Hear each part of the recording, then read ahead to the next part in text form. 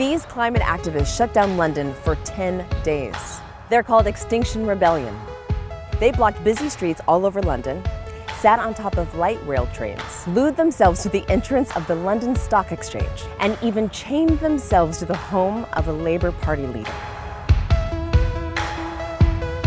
They were joined by climate activist Greta Thunberg and actress Emma Thompson. For way too long, the politicians and the people in power have gotten away with not doing anything at all to fight the climate crisis and the ecological crisis. But we will make sure that they will not get away with it any longer. Their protests and demands dominated the news. They wanted their government to do something different, declare a climate emergency. And Parliament listened.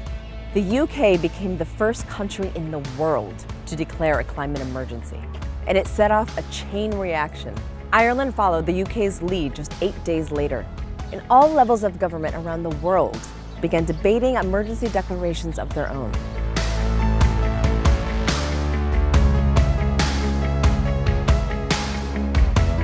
You are unlawfully in the roadway and obstructing vehicular traffic. Activists insisted that New York Mayor de Blasio and Governor Cuomo call a climate emergency.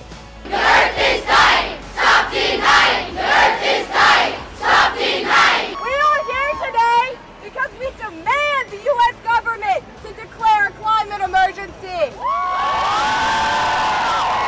They ask leaders to act like the house is on fire, because it is. By calling a situation an emergency, people are more likely to treat it as one. That's because an emergency focuses society's attention and resources to solve a problem. And it's already working in the UK. Before, the UK's Parliament had not debated climate change in the main House of Commons for 2 years. But now the government is aiming to achieve net zero emissions by 2050. Declaring an emergency is vital because of our extremely short timetable to cut our carbon emissions. There's more carbon in the air now than in the past 3 million years, more than all of human history.